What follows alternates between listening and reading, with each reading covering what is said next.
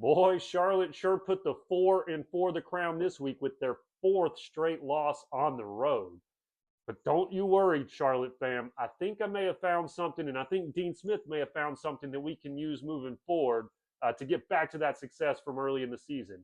This and a lot more on Charlotte for the week. What's going on, everybody? Happy Friday, everybody's favorite day of the week. Why? Well, get to watch a little bit more Charlotte for the week, right? So this week I'm coming to you live solo. Unfortunately, just scheduling wouldn't allow Gabby to be home this week. I know that stinks for everybody. Hate to just have to listen to me this week, but hey, it is what it is. Gabby should be back next week. Matter of fact, a little bit of a tease here. May even have a third special guest on that show as well. So we'll see if everything works out for that. It should, hopefully. And yeah, so next week you'll get 3 people, but at least for this week, just going to have to deal with me again. So just kind of back to the original format. But with that being said, let's jump right into it.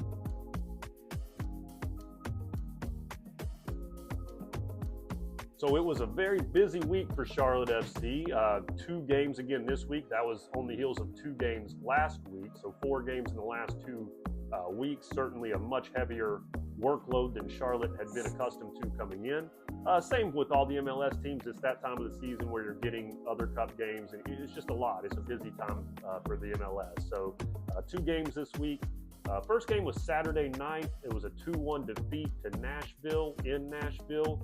Of course, we followed that up with the Wednesday defeat in Orlando City, 3-1. So what does that mean overall? Well, that means four straight losses for the crown. Normally, and not to say that this didn't happen, that would create some frustration for me. I certainly got plenty of texts and DMs, specifically even after the Wednesday game against Orlando.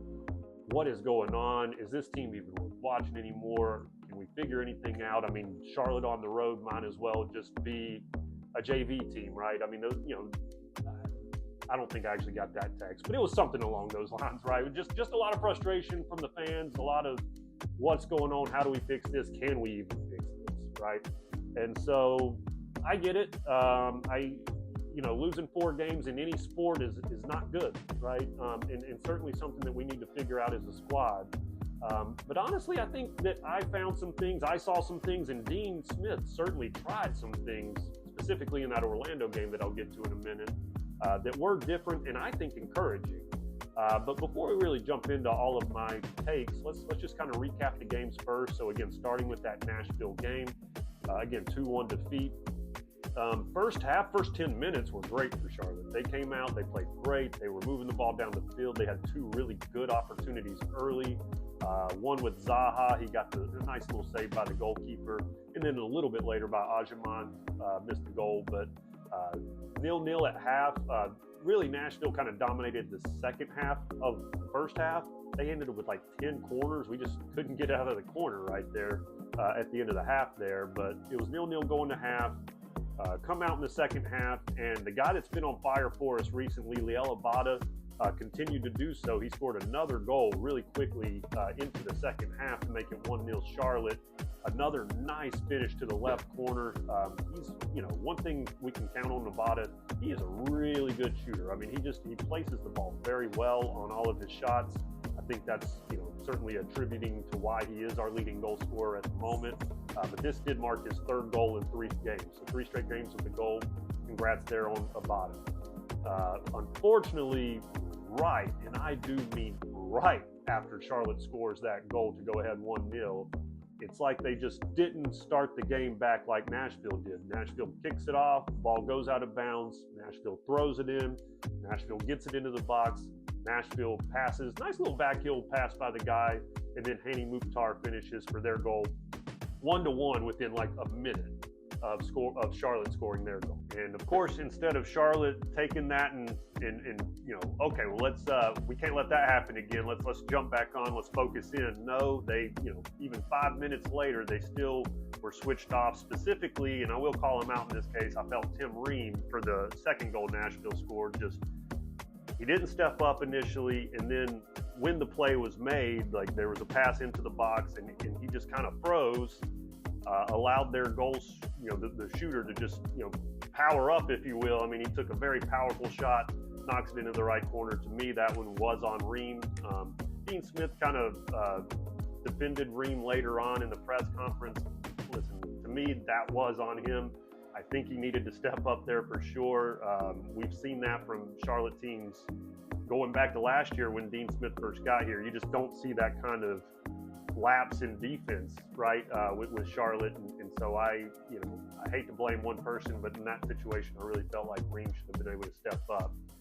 But that made it 2-1 Nashville, and they were able to see it out. Charlotte had a couple chances there late, but nothing really of muster or of, nothing to go home about. Again, final score 2-1 there. Charlotte did beat them in expected goals. Not that the game is played in fantasy land where expected goals count for anything, but just want to make that a point that Charlotte did win the expected goals battle, if you will, in that game. Roll right into the next one here, to the next recap. So Wednesday night, of course, Charlotte plays against Orlando City FC, and we got all kinds of changes from this one. This one could take me 45 minutes to break down. I'll try to keep it to 2 or 3. But the biggest difference here, Charlotte, for the first time under Dean Smith, makes a change to the formation. So we go from, we again have always played a 4-3-3, or at least 4 at the back and then somewhat of a variation to the front, but typically 4-3-3. Completely different this week. So we went with a 3 center back, kind of 3-5-3 is really, I think, how you would define it. I'll get into what that means here in a second, but much different from Charlotte. And there was some good, some bad, some ugly. Let's kind of break that down.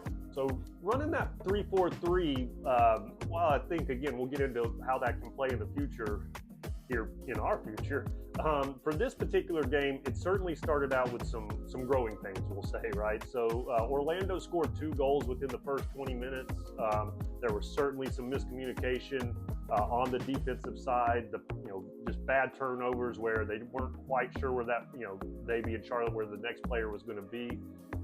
And let's be honest, I mean, they probably only practiced this 1 or 2 times. I mean, we played a game, Saturday night, and, get back to Charlotte sometime Sunday, and obviously have to turn around and play another game Wednesday. And this is a completely different formation than they've ever played under Dean Smith. Dean Smith has only, had a 4 back as far as I remember watching him with Charlotte. So to play that 3 at the back was definitely different. Again, Orlando gets those couple of goals early. And really the first goal they scored was one that Polina's going to save 99 times out of 100. I mean, it just slipped up under his body. You're going to get one of those here and there every once in a while, not typically from Polina, as we know, but in this case it happened. Hey, there's 1-0. Second goal, their offensive player kind of beat Ream initially. Common theme on this one, beating Ream. But anyway, he beat Ream, got a shot off that got deflected or bounced off to another player who took it with the left foot. Really nice shot, to be honest, to the right corner. And it was 2-0 Orlando right away. After that, Charlotte certainly got a foothold in the game. They kind of started to figure out assignments a lot better. And let me tell you, Charlotte moving forward with that particular formation, they looked so much more composed on the ball. There seemed to be more space, in my opinion. They really looked the better side from that point forward after that first 20 minutes. Zaha was able to get on the board late in the second half, around the 40th minute. The biggest change was that Zaha, with this new formation, moved much more centrally. We've seen him play isolated as a winger all season for the most part. And while that's had mixed results, I think everybody would agree the continuity on offense has been one of the biggest struggles for Charlotte. Well, him moving inside, there was a consistent outlet there. He looked very positive on the ball. He was either getting fouled or making the right pass, and obviously scoring the goal as well. Nice pass to him in the middle where he was able to just turn, shoot, and make the goal. So that made it 2-1 going into the half. And then really and truly, that second half, I mean, Charlotte, I thought, was putting on a clinic with how they were moving, player movement, ball movement.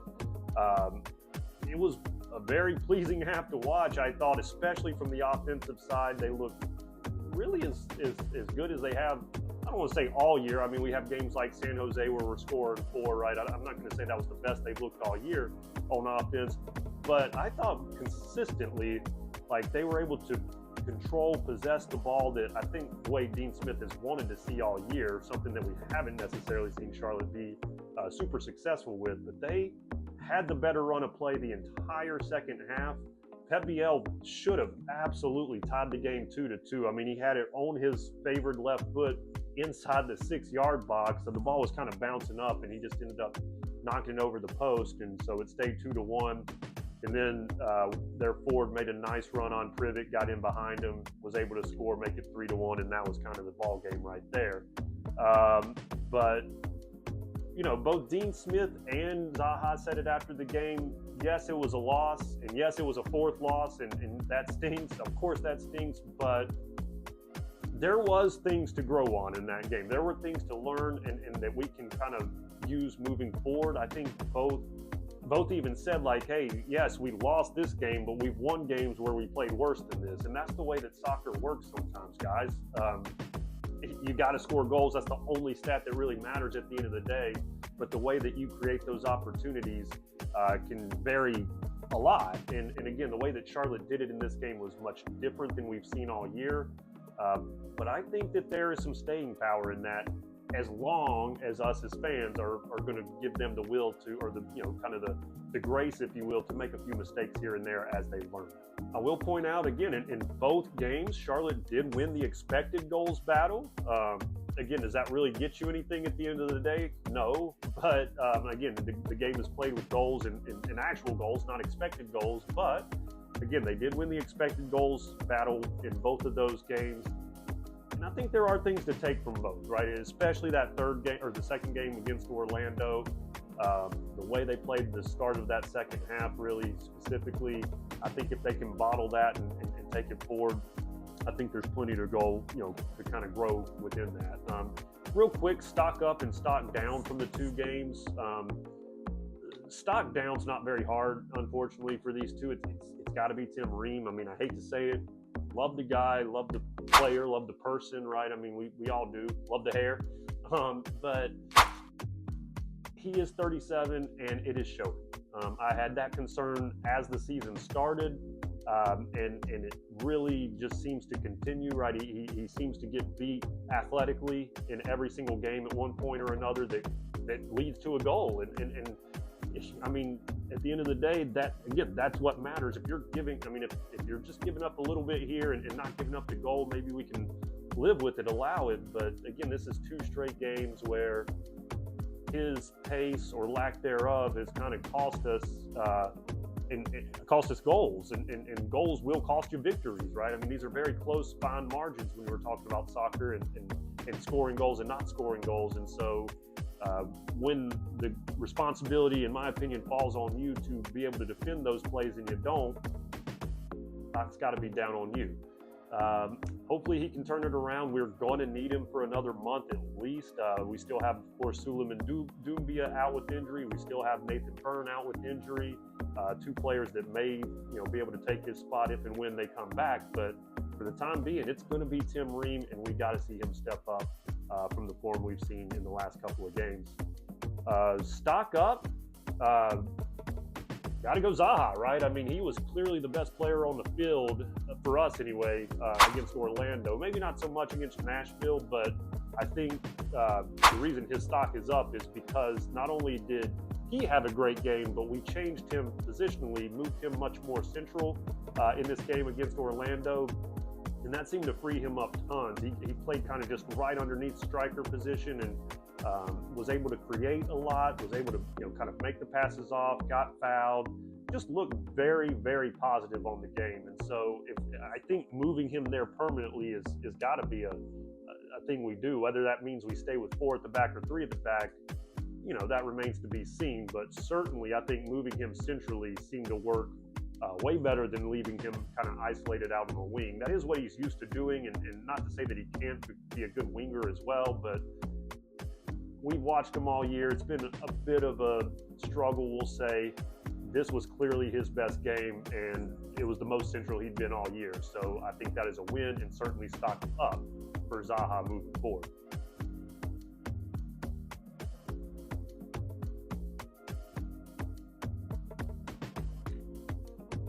Now on to a not every week segment, but certainly fits for this week. We'll present this one by the beautiful mascot of Charlotte FC, Mr. Sir Minty himself. This will be Alan's kind of hot take for the week, and I've hinted at it already on the show, and so probably not going to come as much of a surprise, but a hot take is that Charlotte fans, we need to calm down a little bit. I know we've lost 4 in a row. And I know that's frustrating. It's frustrating to me. The text and the DMs that I've gotten from you indicate that it is frustrating to you as well. And trust me, I get it. We need a little bit of patience as a fan base right now. We are going through a tough stretch. We've lost, we still haven't figured out our road woes whatsoever. It was a terrible road trip. Didn't win one of the games during that road trip. Thank goodness they're coming home this week. But it is about progress sometimes, not perfection, as a wise man once said, right? And so what we did on Wednesday, moving to that 3 back, I really think we found something there that we can take moving forward.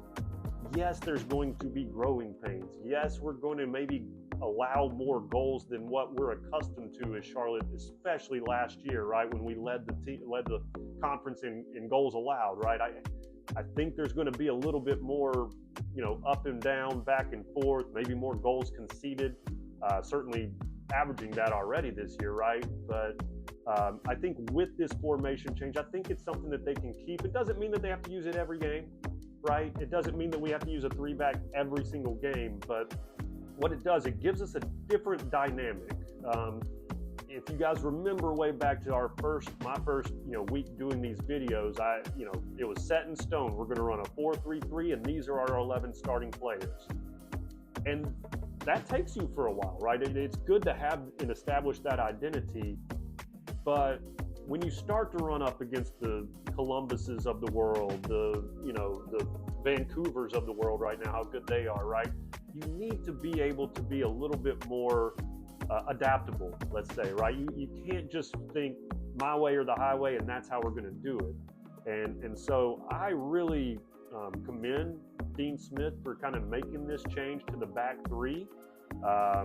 And quite honestly, I think it makes a lot of sense, especially even if we want to keep a back 4. I think moving Zaha inside certainly is something that we're going to keep regardless. It just seemed to work so much better for him.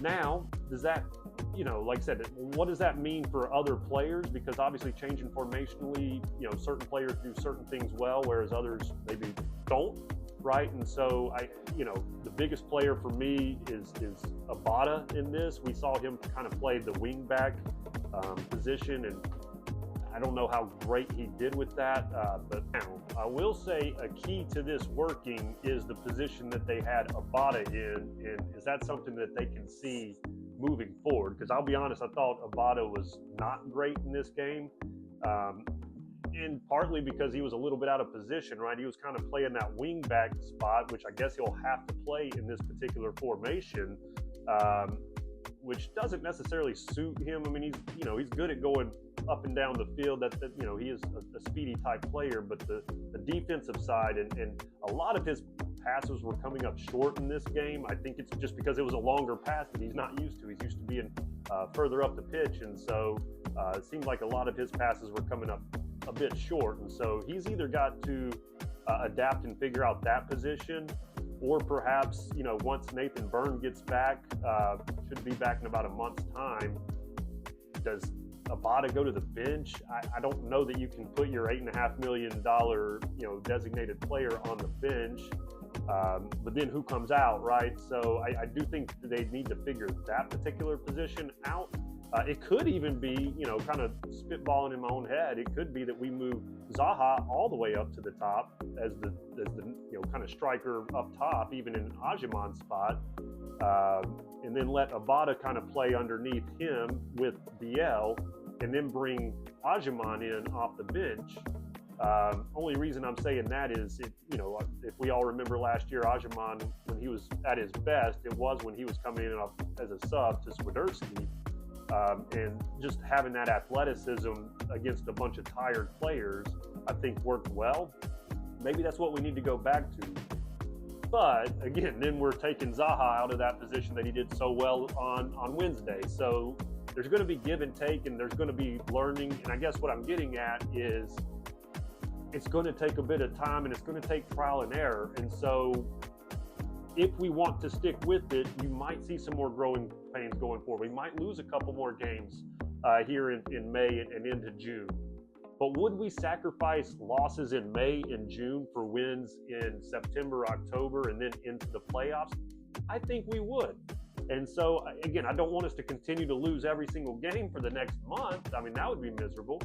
But at the same time, I do think that there is a path forward as long as us as fans are willing to be a little bit of patient and take a little bit of growing pains so that we can kind of figure out this particular formation. Because if we can get that to work, I think that presents our best path forward in terms of consistent offense. We know that we have the offensive firepower, but it's here and there. It comes and goes. It's very inconsistent. At least it has been really since Dean Smith took over. And I think a formation like this is much more sustainable offensively, more susceptible defensively. So again, there is the give and take there, and so we will have to work that out. But I think we have the players, the personnel, and the coaching staff to really coach and figure out that, the defensive side. And again, we do have players like Doumbia and Byrne coming back that will help solidify that defense with this type of formation as well. So again, hot take here, Charlotte fans, let's just be patient. I know it stinks losing, but be patient. Let's all grow in this together. Let's support the team, and let's see if this 3-4-3 can really take off.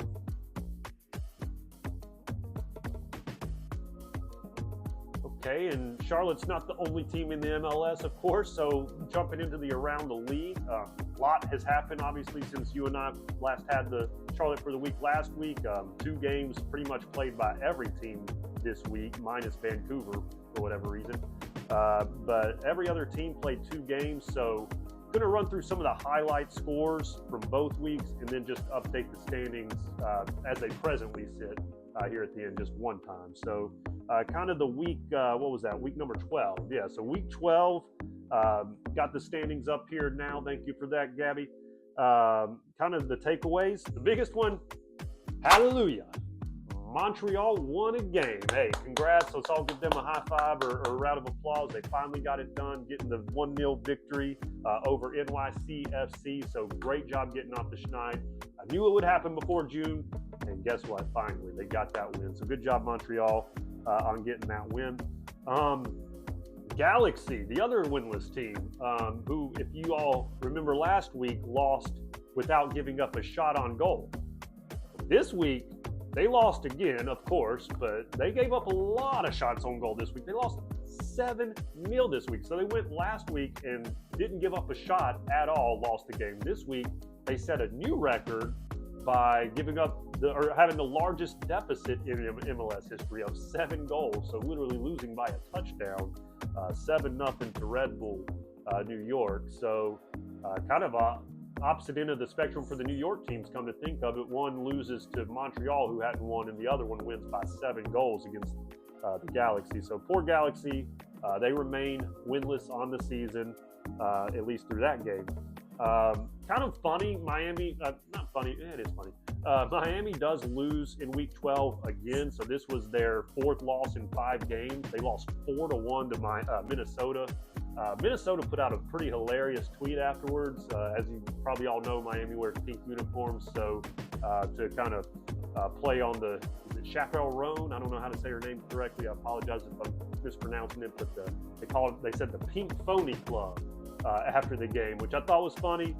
Owner of Miami didn't think it was that funny, David Beckham. He said, show class. David Beckham, lighten up, man. That was a funny tweet. We should be able to we should applaud funny and original tweets like that. So yeah, Pink Phony Club to Miami if they keep this slide going on. Last real big matchup of week 12 was between, of course, Vancouver, who is number 1 in the entire league, Western or Eastern Conference, and LAFC. They battled to a 2-2 draw. So Vancouver finally didn't win a game, but they did still draw against LAFC 2-2 in that one. So those are kind of the highlights for week 12. Some of the week 13 highlights. Galaxy Did they win in week 13? No, they did not. Still remain winless. In this one, they had a 2-0 lead and then blew it. They gave up 2 goals, and then they gave up a third goal as literally the last kick of the game. So they are, I've never seen a team invent more ways to lose than the Galaxy, but they lose this week again, 3-2, only winless team on the season. Again, just a season removed from winning the entire thing, so go figure that. Miami and San Jose drew 3-3, so maybe not Pink Phony Club for them this week. Maybe just, well, it's still just a point, though. It's not a win, so we're going to keep calling them the Pink Phony Club until they get more wins, because it's funny. And then LAFC continued their good form. They won 4-0 against Seattle, a good Seattle squad, so good win there for LAFC. Those are kind of your highlights, if you will, from the week 13. And now, Gabby, let's see what that does for the standings. If we can go ahead and bring those up on the screen now.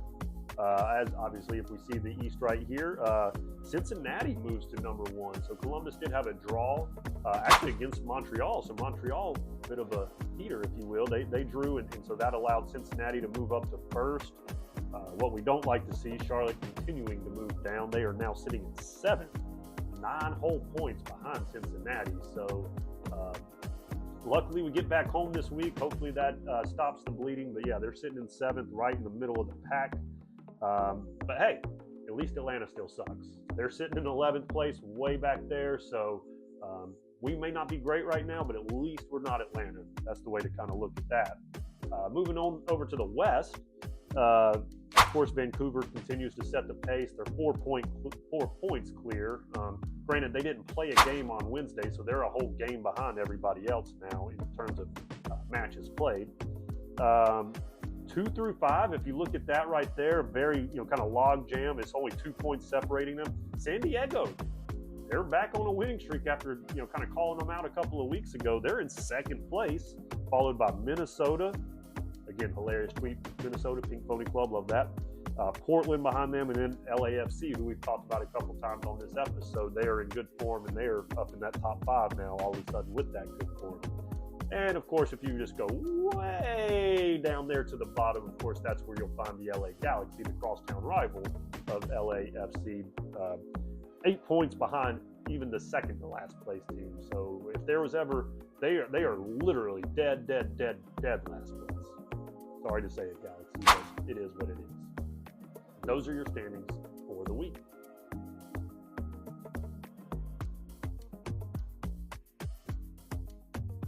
Okay, and then just a little bit of Charlotte news for the week. Article that just recently came out from Sportico, I believe. If any of you are familiar with that, but kind of ranked the value of world football clubs. And guess what? Charlotte made the list. So it had the top 50. Charlotte came in at 39th. So Charlotte FC, the 39th most valuable team in the world. There you have it. I don't know what stats they used. I didn't read much beyond that. But hey, Charlotte, 39th most valuable team in the world right now. Kind of interesting tidbit beyond that, there were more MLS teams in the top 50 than any other league in the world. So hey, take that for what it's worth. Everybody tries to call us a second tier league or whatever. Hey, we have more valuable teams than anybody else. So suck on that, world football. And then also, just to put a bow on Ben Bender, we had talked about him a couple weeks ago being released from the team to make room for Jaquil. He did sign back with Philadelphia, who he was a part of the academy for way back when he was a youngster. So congrats on Ben. Not Big Ben. Ben Bender. Congrats to Ben Bender for signing that deal with Philadelphia. Best of luck to him in the future. But that does put a bow on his tenure with Charlotte, and that puts a bow on Charlotte's news for the week.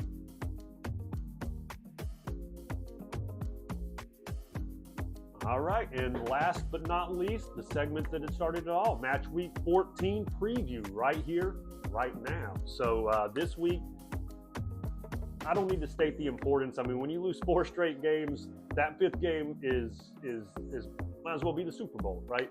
This is a huge game for Charlotte. We got to figure out a way to get some points.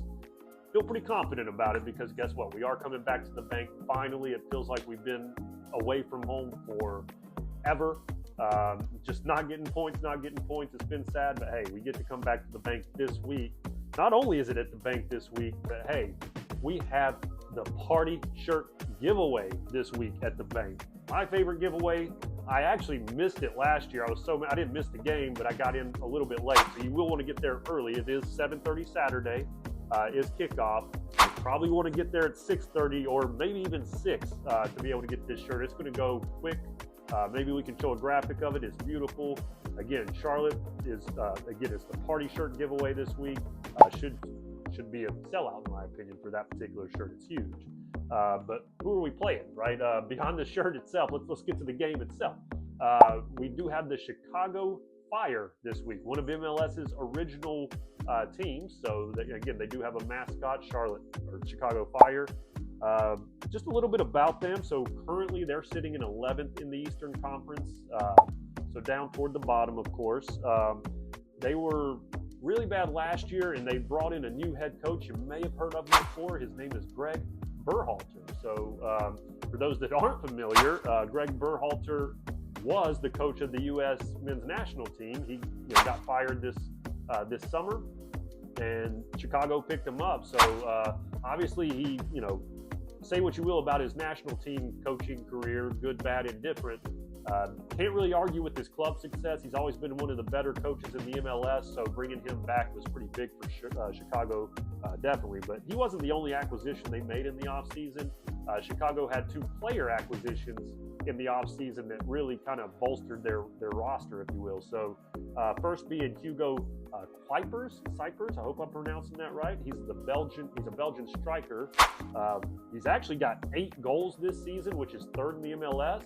But beyond that, my favorite stat of the show, he leads the league in expected goals. So I've been all over the expected goals in this episode, back on it right here. But yeah, he actually leads the MLS in expected goals at 11.4 expected goals, 8 actually scored. So he's come into the league and figured it out, obviously, right away. Been a huge threat for them. The other acquisition is Jonathan Bamba. He's a French winger. He plays out on the left wing most of the time, sometimes right. He actually leads the team in assists. So, hey, kudos to their front office. They bring in 2 players. One leads them in goals, one leads them in assists. Bamba has 5 assists on the season for them.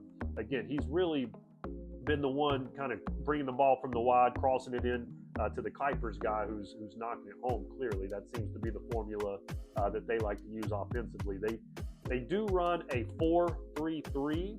You guys should all be familiar with that one. Again, that's what Charlotte, up until this last week, pretty much ran exclusively. So that is something that Greg Berhalter ran with the U.S. men's national team and certainly has brought to Chicago as well.